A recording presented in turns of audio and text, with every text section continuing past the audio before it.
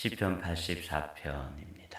1절부터 12절 말씀, 오늘은 시온의 대로라는 제목으로 하나님 말씀 나누겠습니다. 1절, 2절 말씀 우리 한 목소리로 천천히 읽어볼까요? 시작.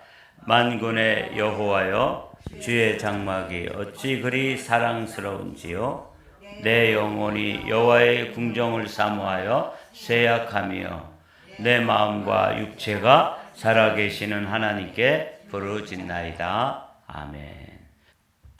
오늘 표제어라고 그러죠. 맨 앞에 있는 제목은 보면 고라 자손의 시 이렇게 되어 있죠. 인도자를 따라 깃딧에 맞춘 노래. 어제까지는 우리가 이제 아삽의 시편을 함께 나눴는데 고라 자손의 시입니다. 오늘은 여기 보면 시편의 저자들이 쭉 나오죠. 다윗이 74편의 시를 썼으니까 150편에서 거의 반을 다윗의 이름으로, 다윗의 표제어로 되어 있는 시입니다. 그 작자 미상이 이제 49편, 그다음에 어제까지 우리가 나눈 2권에도 한 두어 편 나오고 집중적으로 3권에 전체적으로 아삽의 시도 12편, 이 고라 자손의 시도 12편이 있어요. 솔로몬의 시, 모세의 시 이렇게 돼 있잖아요. 오늘은 이제 고라 자손의 시에 관해서 말씀을 나눌 텐데, 이 고라 자손은 독특한 역사를 가지고 있다는 거 여러분 아시죠? 이 고라 자손들은 성전에서 이렇게 찬송도 하고 또 성막으로 옮길 때 앞에 이렇게 그림을 보면 레위가 이제 3명의 아들을 낳죠. 게르손, 고핫, 무라리 이렇게 3명의 자녀들을 낳고 그 중에 이제 이 고핫이라고 하는 자녀들이 이제 아므람, 그 다음에 이스할, 이 두 자손에게서 이제 아므람에게서는 미리암, 아론, 모세, 그리고 이제 이스라엘에서는 고라라고 하는 자손이 나와요. 그러니까 모세와 고라 사이는 사촌이라는 걸 알 수 있죠. 그런데 이제 이 고라 자손이 이제 모세를 대해서 이제 반역을 일으키죠. 그래서 고라 자손들이 민수기 16장에 보면 그 땅이 갈라져 가지고 고라 자손과 또 르우벤 자손과 온 자손들이 250명이나 되는 사람이 땅이 삼키게 됩니다. 이런 아주 아픈 역사가 이 고라 자손들인데, 그때 민수기 26장에 가서 보면 고라 자손들 중에서 남은 사람들이 있어요. 지금 이 고라 자손은 그러니까 아주 좋은 레위 지파의 이 고핫이라고 하는 아주 좋은 믿음의 가문에서 태어났다가 그 자손 중에서 이 고라라고 하는 사람들이, 고라와 그다음에 250명의 사람들이 하나님을 대적하고 저주를 받죠. 근데 이 고라 자손들은 그런 저주받은 가문에서 남아있는 뿌리예요. 이 참 독특한 역사를 가진 사람들인데, 아주 엄밀한 의미에서 이 고라 자손들이 우리의 모습을 가장 잘 드러내는 사람들이에요. 우리가 사실은 하나님의 형상을 닮아서 좋은 출발을 했지만, 우리가 하나님 앞에 죄짓고 반역하고 이렇게 함으로써 어떻게 되죠? 저주받은 사람들이 되었습니다. 그 중에 원래는 땅이 입을 벌려서 고라를, 그리고 그 고라와 그 무리들을 다 삼키는 것처럼 우리는 지옥불에 던져져야 될 그런 존재들임에도 불구하고 우리는 어떻게 되냐면 그 중에 남은 자들이 되어서 하나님의 자녀가 되었고, 이 아침에도 하나님 앞에 나와 찬양하고 또 기도하고 또 하나님의 자녀로 남아있는 그런 사람들이 된 것이죠. 그러니까 이 고라 자손들을 잘 묵상해 보면 우리의 모습을 볼 수 있고, 이게 나쁜 사람들이다 이게 아니라 그 나쁜 사람들 가운데 남아있는 사람들이 바로 이 고라 자손들이에요. 그래서 이제 고라 자손에 관해서 우리가 이렇게 말씀을 나눴는데, 오늘 시편 84편은 만군의 여호와여. 요 만군의 여호와라고 하는 요 호칭이 12절이라고 하는 짧은 시편에 4번이나 반복됩니다. 그러니까 이 고라 자손의 시로 되어 있는 이 시편 84편은 어떤 아주 힘들고 어려운 상황에서 하나님을 부를 때 자신의 삶에 있어서 왕 중의 왕이고 군대로 얘기하면 총사령관이신 하나님, 이렇게 이제 부르는 거예요. 그러면서 이 고라 자손들의 시로 되어 있는 시편 84편에 주의 장막이 어찌 그리 사랑스러운지요. 내 영혼이 주의 궁정을 사모하여 쇠약하며 내 마음과 육체가 살아계시는 하나님께 부르짖나이다. 이렇게 이제 시작되죠. 그래서 이 만군의 여호와 하나님이 계시는 곳을 장막이라고 불렀고 또 그것을 궁정이라고 부른 거예요. 그분은 왕이라는 의미에서 그분이 거하시는 그 처소가 궁정이 맞죠. 그러나 그 왕이신 그분이 우리와 함께 거처를 정하시고 이스라엘 백성들이 텐트에서 살 때는 하나님도 어디 사세요? 텐트에 사세요. 이스라엘 백성들이 이제 가나안 땅에 정착해서 집을 짓고 살 때는 솔로몬 성전과 같은 집에 사십니다. 이게 장막이에요. 그러니까 참 이 성막 하나만 이렇게 묵상을 해봐도 하나님께서는 우리가 사는 일상적인 삶의 그 한가운데 와 계시는 모습을 이렇게 이런 장막, 궁정 이런 단어들을 통해서도 우리는 알 수 있어요. 이 하나님을 향해서 이 시편 기자는 영혼, 마음, 육체, 그러니까 영혼 육이죠. 영혼 육으로 완전 전 존재를 가지고 하나님께 나아가서 살아계신 하나님께 부르짖는다.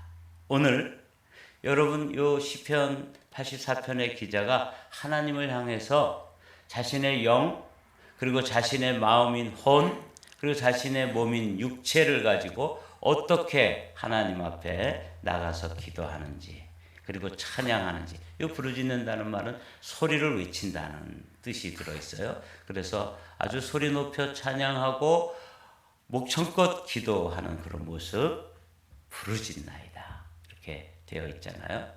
그래서 하나님의 전을 사모하는 거죠. 신앙의 중심이 어디냐면 하나님의 전입니다. 오늘은 이제 제가 이스라엘의 그 성막도를 여러분에게 보여드리지 못하는데 우리가 이제 이미 여러 번 본 적이 있어요. 이스라엘의 12지파인데 유다 지파와 그 사람들이 동쪽, 나머지 지파들이 동서남북으로 해서 세 지파씩 이렇게 진영을 갖추고 그리고 가장 중심에 성막이 있는 거 아시죠? 이게 이제 성막 중심의 신앙이에요. 성전 중심의 신앙. 제가 그래서 저의 젊은 시절, 제가 대학생 때를 살펴봤어요. 제가 대학생 때 제 아내를 만났는데 그때 제가 어떻게 그 신앙생활을 했는지.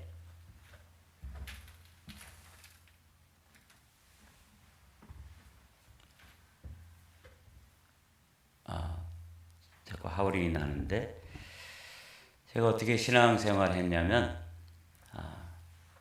그 집, 그러니까 제가 그 자취하던 자취방, 그 다음에 학교, 또 도서관, 그 다음에 교회, 이렇게 삼각형을 그리면서 제가 대학 4년을 보냈어요.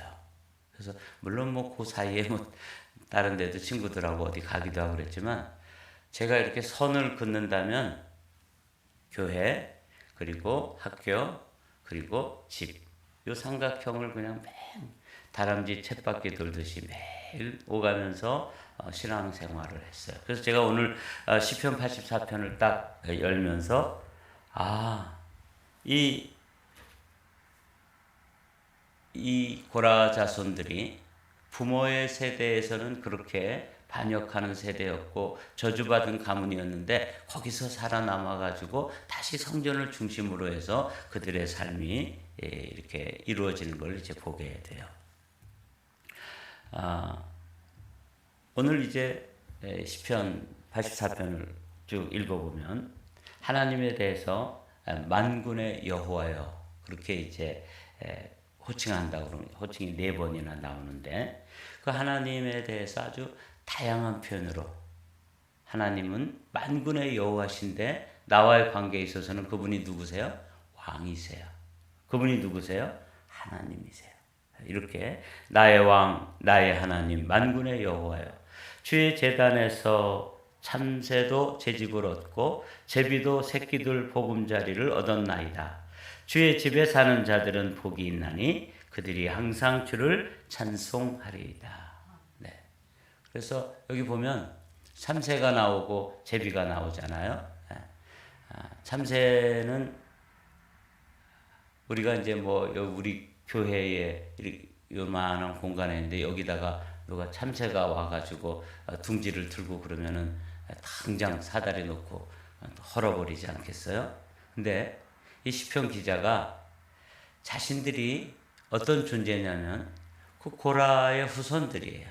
그러니까 반역하는 집안이었고 하나님을 대적하는 집안이었고 그래서 자신들의 조상 중에 할아버지는 땅이 갈라져 가지고 거기에 삼켜진 그런 저주받은 가문이기 때문에 어떤 의미에서 이 참새라고 하는 요 새는 이 성경에서 아주 보잘것없고 힘도 없고 또 사람들이 이렇게 가치를 두지 않는 그런 존재가 이 참새예요. 참새가 어떻게 했다는 거예요? 집을 얻었다는 거예요. 그러니까 이 교회라고 하는 곳은 아주 보잘것없는 사람, 세상에서는 뭐 그저 참새 정도. 새도 얼마나 많은 종류가 있어요, 그죠? 아름답기로 따지면 뭐 공작과 같은 새가 있고, 힘으로 따지면 독수리와 같은 사람들. 이 교회 안에도 뭐 독수리 같은 사람도 있고, 공작 같은 사람도 있고, 그럴 텐데, 심지어는 누구도 보잘것없고, 힘도 없고, 아주 사람들의 가치를 두지도 않는 참새 같은 사람도 와서 거기서 자기의 자리를 잡고 위치를 얻는 곳. 이것이 성전이에요. 그러니까 이제 제가 이거 보면서 고라 자손들이 자신들의 모습이 어떻게 보면 다른 사람들에 비해서 가문으로 볼 때나 뭐 이게 다 저주받은 가문인데 참새 같은 존재지만 하나님 앞에 나와서 집을 얻었다. 제비는 철새잖아요. 그러니까 하나님을 멀리 떠났는데 다시 돌아와서 본래의 자리로 돌아온 사람. 이런 존재들을 제비라고 그러는데 이 철새와 같이 하나님을 반역하고 떠났던 자신들의 조상으로 인해 가지고 어떻게 보면 사람들이 이렇게 보면은 그 고라 자손들을 이렇게 곱게 봐주었겠어요, 그죠? 그래서 하나님을 떠났다가 철새처럼 떠났다가 이제 본래의 자리로 돌아온 자신들의 모습을 두 마리의 새로 표현한 거죠. 참새 같고 제비 같은. 그래도 하나님께서는 그런 보잘것없는 참새 또 철을 따라 어딘가 떠났다가 돌아온 이 제비 같은 사람들을 다 받아서 보금자리도 주시고 또 집이 되어 주시고 그 품 안에 안아주시는 그 은혜를 그는 뭐라고 표현하냐면 나의 왕, 나의 하나님, 만군의 여호와여 주의 제단에서 참새 같은 우리도 받아주시고 제비도 보금자리를 얻는 것처럼 받아주신다.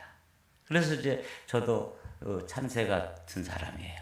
그리고 제비 같은 사람이고 어떻게 보면 저는 뭐 가문으로 따지면은 정말 보잘것없는 저 강원도 시골 산골에 정말 예수님 믿는 사람 한 사람도 없는 그런 참새 같은 집안. 거기에서 저를 고르고 택하셔가지고 하나님의 백성으로 하나님의 말씀의 비밀을 맡은 사람으로 그래서 여기서 집이 되어주고 여기가 또 보금자리가 되어주는 하나님의 전에 살게 해주신 것 이게 너무 감사하는 것이죠. 주의 집에 사는 자들은 복이 있나니 그들이 항상 주를 찬송하리이다. 그래서 이제 고라 자손들이 나와 같다고 이렇게 같이 동일시 해가지고 이 말씀을 읽으니까, 이 말씀을 묵상하니까 그 감동이 막 밀려왔어요. 아, 그래, 내가 참새야. 그래, 나도 정말 제비 같아. 그런 존재인데도 불구하고, 아주 보잘것없고 연약하고 또 하찮은 존재인데도 하나님의 앞에 나왔을 때 하나님께서 받아주시고 품어주시는, 그래서 이 고라 자손들이 그렇게 찬양을 하는 것이죠.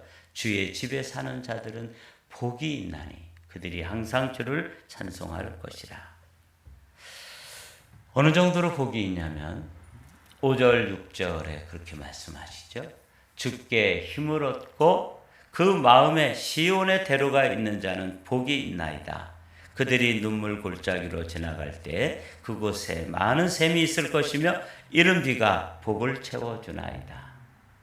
여기 보면 이제 이 참새처럼 힘없고 제비처럼 이렇게 멀리 떠나기도 하고 이랬던 존재들인데, 하나님의 뜻에서 멀어졌던 철새처럼 멀리 떠나갔던 그런 존재들인데도 주께로 돌아오기만 하면 주께서 뭘 주세요? 힘을 주시는 거예요.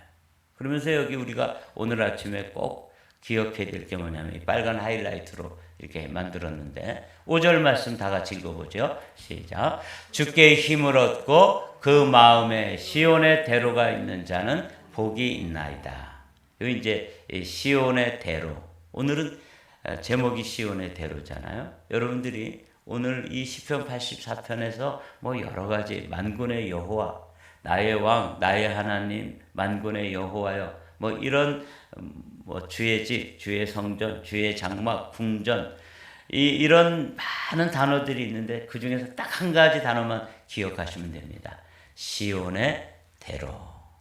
이 시온이라고 하는 게 이제 주의 성전이 있는 산이잖아요. 시온산인데 그 시온산의 정상에 이제 주의 전이 있다고 하죠. 그러면 그 주의 전이 있는 그곳으로 향해서 이제 가려면 시온산에 이제 그 길로 가야 되는 것이죠. 근데 이걸 대로라고 그랬어요. 저는 어렸을 때 시골에 자라면서 길이 나는 과정을 저는 많이 봤어요. 이게 이제 산에 이제 사람들이 한 번 다니고 또 두 번 다니고 또 세 번 다니고 그러면 이제 오솔길이 되잖아요. 그 오솔길이 되면 사람들이 계속 그 길로 다니고 그 길이 너무 중요하면 군인들이 그 길을 넓혀가지고 뭐라고 부르냐면 신장로라고 그래요. 새로 만들어진 길이다 그 말이에요. 신장로가 돼요. 그러면 이제 거기에 차도 다니고 막 이렇게 되는 거죠. 그 대로라는 게 바로 그런 뜻입니다. 처음에는 길이 없었어요. 하나님과 나 사이에, 이 성전이라고 하는 게 이제 하나님이 임재하시는 곳이잖아요. 이 성전은 아주 독특한 장소입니다. 하나님은 어디에나 계시지만 하나님은 무소, 부재, 편재, 신학적으로는 그렇게 말씀할 수 있는 하나님이잖아요. 그런데 하나님께서 임재하시는 곳이 있습니다. 이 임재라는 것은 무슨 뜻이냐면 하나님이 어떤 장소와 어떤 시간에 더 많이 계신다 그런 뜻이에요. 그러니까 이제 뭐 우리 집에도 함께 하시고 내가 차를 타고 다닐 때도 함께 하시고 뭐 이러지만 하나님께서 지금 이 장소에 우리가 예배하러 온 이 장소는 이 세상은 똑같이 하나님이 계신데 어떤 순간에 하나님께서 여기 임재하셔요. 임재하시면 이 공간과 이 시간에, 이 새벽 기도 시간에 하나님이 더 많이 계시는 거예요. 그래서 거기서 치유도 일어나고 거기서 하나님의 음성을 듣기도 하고 또 하나님의 환상을 보기도 하고 하나님의 그 함께 하시는 것을 온 몸으로 이게 경험하게 되죠. 이걸 임재라고 부르는데, 이 하나님의 임재가 있는 시온과 또 나 사이에 뭐가 있어야 된다고요? 대로가 있어야 되는 거예요. 시온의 대로가. 그러니까 제가 이제 성도들을 자세히 이렇게 보면은 가만히 살펴보면 이 자신의 중심에 하나님과 자신 사이에 길이 나 있는데 어떤 사람은 그 길이 한번 자주 다니질 않아가지고 풀이 막 우거져 있고 잡초가 우거져 있고 나무가 우거져 있어서 잘 나갈 수가 없어요. 그렇게 되면 또 여러분 시골에서 이렇게 막 산길 같은데 길이 없는 데로 가다 보면 막 거미줄도 쳐 있고 막 이러잖아요. 그래서 뭐가 얼굴에 막 닿기도 하고 막 이래요. 여러분, 하나님과 나 사이에 하나님의 성전, 하나님이 더 많이 계시고 하나님이 어떤 순간에 임재해 계시는 그 장소와 나 사이에 길이 없는 성도들이 있어요. 그렇게 신앙생활하는 거예요. 그러면 정말 안타까운 거죠. 그런데 어떤 성도는 원래 집안으로 보나 뭐 저처럼 예수 믿지 않는 집안에 태어나가지고 하나님과 나 사이에 길이 없었는데 제가 그 길을 가고 또 오고 그러면서 오솔길이 되고 조금 넓어지고 또 거기에 이제 신장로가 되고 대로가 돼가지고 하나님과 나 사이에 길이 이렇게 쫙 열려 있는 사람을 뭐라 그러냐면 그 마음에 시온의 대로가 있는 자는 복이 있다 그러는 거예요. 오늘 아침에는 이걸 점검해 보셔야 돼요. 나는 하나님과 나 사이에 핫라인이 열려가지고 그게 맨 처음에는 그저 뭐 풀도 나 있고 잡초도 있고 돌뿌리도 있고 나무 뿌리도 있고 이래가지고 그 다니기가 힘들었는데 자꾸 다니다 보니까 거기에 이제 길이 나고 오솔길이 또 이제 좀 넓은 길이 되고 넓은 길에 또 길을 크게 내가지고 신장로가 되고 그래서 대로가 돼서 이제 잘 포장이 되어 있고 그래서 그냥 언제라도 주님과 나 사이에 큰 길이 열려 있어서 아버지라고 부르면 그냥 그 길이 확 열려버리는 그게 어디에 있어야 된다고요? 마음에 우리 중심에 있어야 된다는 거예요. 제가 저의 대학생 시절을 말씀드렸죠. 학교와 나 사이 특별히 이제 좀 뭐 수업이 없을 때는 도서관 하여튼 죽기 살기로 도서관과 저 사이에 길이 나 있었어요. 그리고 또 제 자취방하고 교회하고 또 길이 나 있었다. 하여간 뭐 얼마나 열심히 신앙생활했는지 제가 월요일이 되면 몸살이 났었어요. 그 젊은 대학생 때 하여튼 뭐 교회 가가지고 성가대하고 교회학교 학생들 가르치고 중고등부 부장하고 뭐 하여튼 막 이러다 보면 월요일 날에는 몸살이 날 정도였어요. 그 정도로 열심히 길을 냈단 말이죠. 이게 무슨 길? 시온의 대로. 근데 제가 이제 목회를 하면서 우리 성도들의 내면을 가만히 들여다보면 길이 없는 사람들이 있어요. 길이 없어. 한 번도 글로 왔다 갔다 한 적이 없으니까. 교회 나와서 하나님과 나 사이에 길이 이루어져야 되는데 예수님도 내가 길이다. 그래서 그 예수님이 길이 되어서 하나님과 나 사이에 이게 길이 나 있어야 되는데 그냥 잡초만 잔뜩 우거져 있고 도무지 뭐 다녀본 그 발자국이 안 나니까 거기 길이 안 난 거죠. 오늘은 시온의 대로가 있는 자가 복이 있다. 그들이 눈물 골짜기로 지나갈 때 그곳에 많은 샘이 있을 것이며 이른 비가 복을 채워주나이다. 그 복을 이제 설명하는 거예요. 6절부터. 사실은 그 대로지만 거기는 원래는 뭐였어요? 눈물 골짜기. 인생이라는 게 사실 그렇잖아요. 그냥 우리가 가는 길이 힘들고 어려운 일, 정말 눈물을 쏙 뺄 만큼 힘들고 어려운 일이기 때문에 우리 인생에 가는 길은 눈물 골짜기예요. 그런데 그 눈물 골짜기가 그냥 하나님 앞에 나와서 대로로 만들어지면서 거기에 나와서 하나님 앞에 눈물을 쏟는 만큼 그게 뭐가 되는 거예요? 축복의 샘물이 되는 거예요. 그곳에 많은 샘이 있을 것이며 또 그 눈물을 흘린 만큼 또 은혜의 비가 이른 비와 늦은 비가 은총으로 내려주는 것이죠. 그들은 힘을 얻고 더 나아가 시온에서 하나님 앞에 각기 나타나리이다.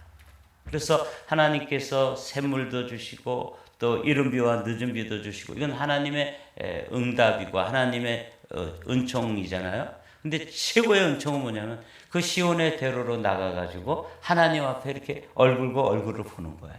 직접 하나님을 대면하는 것이. 이게 이제 우리가 이 땅에서 이 기도의 사람들이 기도하다가 경험하는 경험이기도 하고 그리고 이거는 최종적으로 받아야 될 복이에요. 그렇죠? 하나님 앞에 각기 나가야 됩니다. 우리 집사람하고 저하고 부부지만 이제 하나님 앞에 나갈 때는 각자 나가는 거예요. 자기 신앙 가지고. 그러니까 뭐 목사의 신앙 뭐 어떻게 좀 이렇게 빗대어 가지고 어디 나갈 생각 꿈도 꾸지 마십시오. 저도 마찬가지입니다. 제 아내가 뭐 저보다 더 믿음이 좋아서 아내 치맛자락 잡고 나갈 생각할 수 없는 거죠. 그들은 힘을 얻고 더 얻어 나아가 시온에서 하나님 앞에 각기 나타나리이다. 그래서 그 성전에서 하나님의 임재를 경험하고 그리고 그 임재를 경험했던 경험이 이어지면서 최종적으로는 하나님 영원한 시온인 하나님 천국에 나아가서 각기 하나님 앞에 나타나야 되는 것이죠. 만군의 하나님 여호와여 내 기도를 들으소서 야곱의 하나님이여 귀를 기울이소서. 그러면서 이제 시편 기자가 자신의 시를 계속 씁니다. 우리의 방패이신 하나님이여 주께서 기름 부으신 자의 얼굴을 살펴보옵소서. 주의 궁정에서의 한날이 다른 곳에서의 첫날보다 나은즉 악인의 장막에 사는 것보다 내 하나님의 성전에 문지기로 있는 것이 좋사오니. 그렇습니다. 여러분 하나님은 어디나 계시지만 하나님이 더 많이 계신 곳을 우리는 뭐라 그러냐면 임재라고 부르는데 그게 성전이라는 것이죠. 그래서 그것을 장막이라고도 불렀다가 주의 집이라고도 불렀다가 이번에는 주의 궁정이라고 부르는 왕이신 그분, 만군의 여호와이신 그분이 계시니까 그 궁정인데 이제 우리가 여기서 이 땅에서 이렇게 초라한 장막에서 주님을 만나고 이러다가 각기 마지막 최종적으로 만나는 곳은 어디예요? 궁정입니다. 하나님의 그 임재가 있는 천국의 궁정. 거기서 이제 하나님 앞에 나가서 내가 요 장막에 있을 때 주님과 같이 보냈던 시간들이 그게 정말 복이구나. 여기서의 한날이 다른 곳의 첫날보다 낫다. 차라리 다른 곳에서 왕으로 사는 것보다 이곳에서 문지기로 사는 게 낫다. 이렇게 이제 고백하는 것이죠. 여호와 하나님은 해요 방패이시라. 여호와께서 은혜와 영화를 주시며 정직하게 행하시는 자에게 좋은 것을 아끼지 아니할 것임이니이다. 다 같이 읽습니다. 시작. 만군의 여호와여 주께 의지하는 자는 복이 있나이다. 그래서 하나님은 우리의 해가 되어 주시고 햇빛이 되어 주는 거죠. 그래서 도무지 어둠 같은 것은 우리와 함께 동행할 수 없는 것이죠. 그리고 이 세상에 얼마나 많은 악한 것들의 공격이 있는데 그 어택으로부터 다 막아주시는 방패가 되어주셔서 그 방패가 되는 그 방법이 뭐냐면 하나님 앞에 대로가 열려야 되는 거예요. 그래서 하나님 앞에 달려나갈 수 있는 길이 시온의 대로라고 부르는데 이 시편 84편에서는 그런 시온의 대로가 열린 사람이 받는 복, 시온의 대로가 열려야 된다는 것, 그 시온의 대로가 연결되어 있는 주의 장막 이런 것들이 쫙 되었는데 딱 한 단어만 기억하시면 돼요. 시온의 대로.